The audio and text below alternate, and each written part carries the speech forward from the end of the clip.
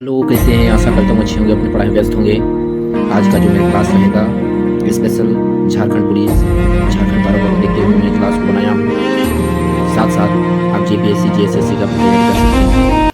ये hand written notes है, special मैं झारखंड का बनाया हूँ। बहुत सारे बुक्स का ये संग्रह है, तो आप स्पेशल ध्यान से इसका नोट्स बनाते रहें। और आज मैं चर्चा करूँगा झारखंड के लोक नृत्य के बारे में। झारखंड में लोक नृत्य का क्या महत्व है उसके बारे में चर्चा करूंगा, तो आप ध्यान से वीडियो में बने रहें। मैं आज चर्चा करूंगा छऊ नृत्य के बारे में। छऊ नृत्य जो है ये आपका झारखंड का बहुत ही प्रमुख लोक नृत्य है। साथ ही साथ विभिन्न राज्यों में भी मनाए जाते हैं। छत्तीसगढ़ हो गया, उड़ीसा हो गया, पश्चिम बंगाल के कुछ भागों में इनका आयोजन किया जाता है। तो मैं आज बात करूँगा छऊ नृत्य के बारे में।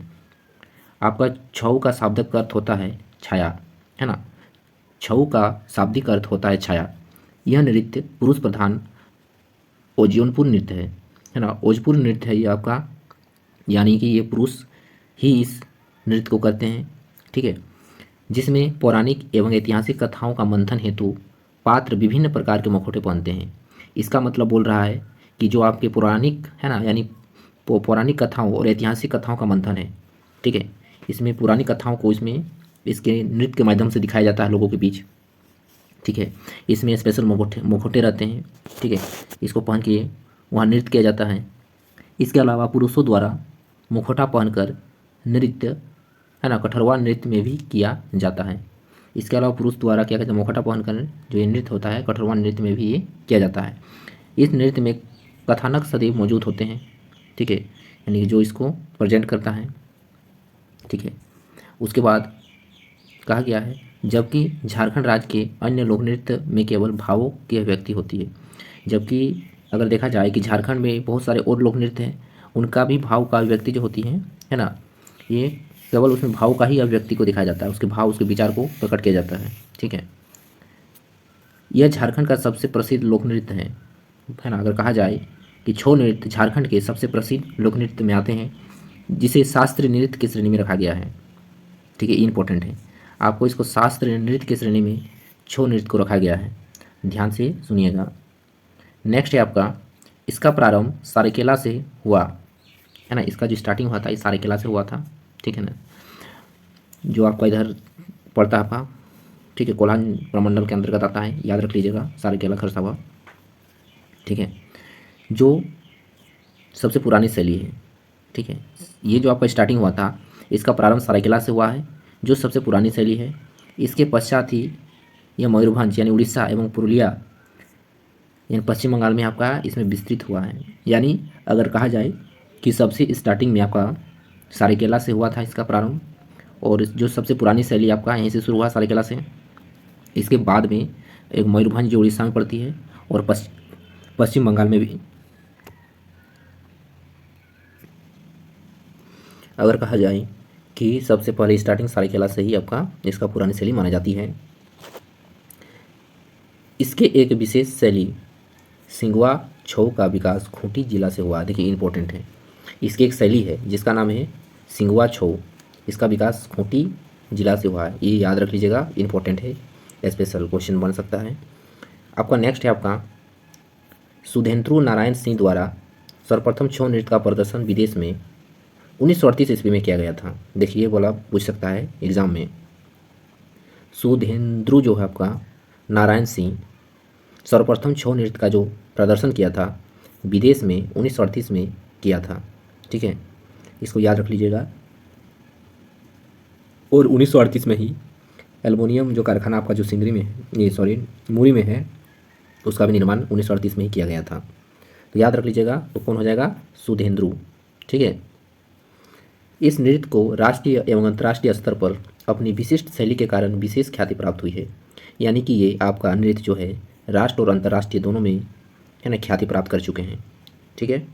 छऊ नृत्य के बारे में बात कर रहा हूँ कि छऊ नृत्य पुरुलिया शैली, देखिए आपका सबका एक अलग अलग जगह का अनुसार इसमें कुछ कुछ है ना चेंजिंग रहता है, कुछ कुछ शैली रहते हैं। जैसे छऊ नृत्य, जैसे पुरुलिया शैली वाला जो है, पुरुलिया शैली को यूनेस्को द्वारा विरासत नृत्य में वर्ष 2010 में शामिल किया गया था। देखिए ये जो पुरुलिया छऊ नृत्य जो है आपका, छऊ नृत्य जो है यूनेस्को द्वारा विरासत नृत्य में वर्ष 2010 में शामिल किया गया था, ठीक है, इसको याद रख लीजिएगा।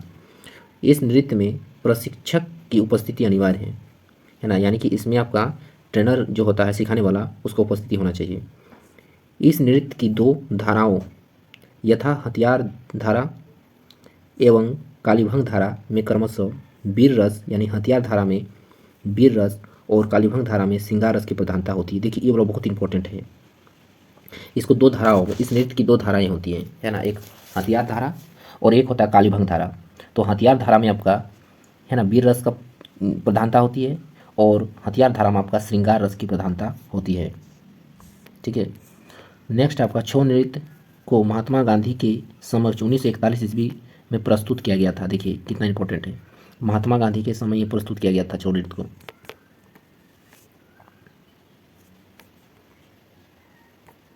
अब देखिए नेक्स्ट आपका सारेकेला जो है आपका, ठीक है ना, सारेकेला छऊ का आधार, ठीक है, परिखंडा नामक युद्ध माना जाता है। देखिए सारेकेला जो छऊ का जो आधार बोला गया है, परिखंडा नामक युद्ध माना गया है, जो तलवार एवं ढालों की परंपरागत खेल है ना, माने ये खेल से उसका रिलेशन किया गया है, तो इसका परिखंडा नामक युद्ध माना गया है।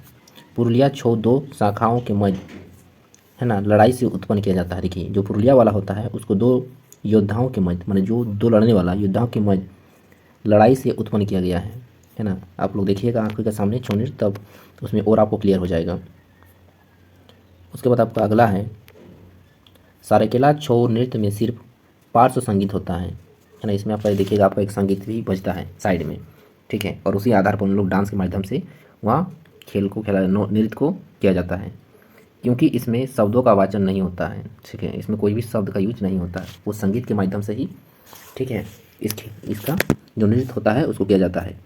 सारेकेला छऊ अपने कला भंडार के लिए विजय प्रताप का ऋणी है। माने जो आपका जो सारेकेला छऊ नृत्य जो है अपने कला भंडार के लिए, है ना, ये जो आपका विजय प्रताप का जो है ये बहुत ही बड़ा देन है इसका, है ना, ऋणी है ये आपका।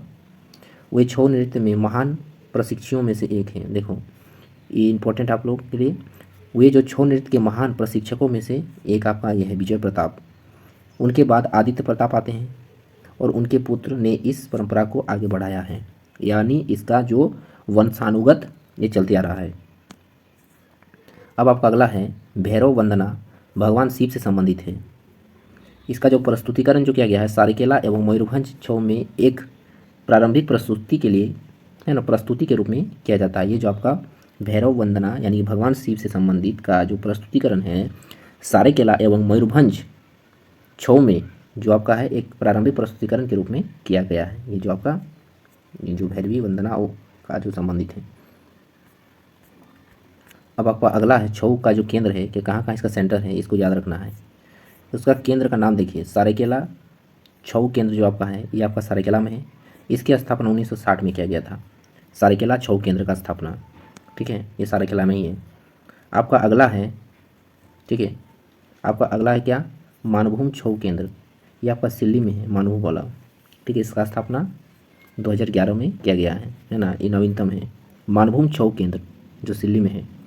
नटराज कला केंद्र, नटराज कला केंद्र आपका अवस्थित है चौगा यानी जागड़ में स्थित है। ये भी सारेकेला खरसावा के अंतर्गत आता है और इसकी स्थापना 2004 में किया गया था, ठीक है।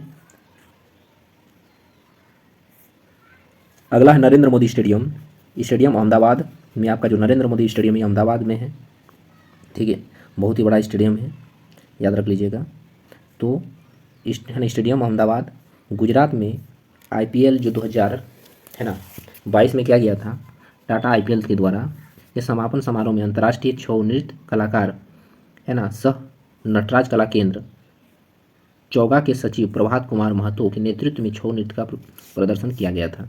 देखिए ये वाला एग्जाम में करंट अफेयर के अंतर्गत आ सकता है, ठीक है, इसको याद रख लेना है। सारेकेला एवं पुरुलिया, ठीक है, ये जो आपका सारेकेला एवं जो पुरुलिया शैलियों में मुखौटों का प्रयोग किया जाता है, सारेकेला एवं पुरुलिया शैली में, ठीक है ना, मुखौटे का यूज किया जाता है, तो याद रख लीजिएगा।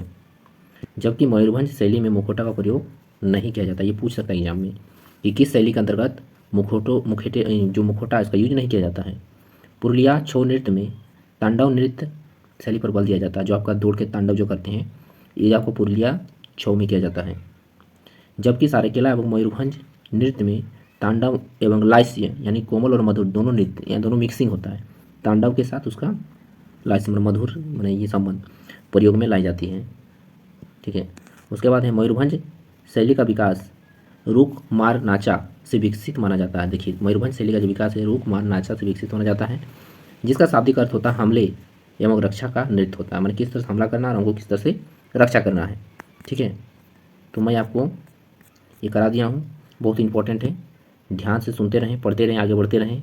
जोहार, धन्यवाद।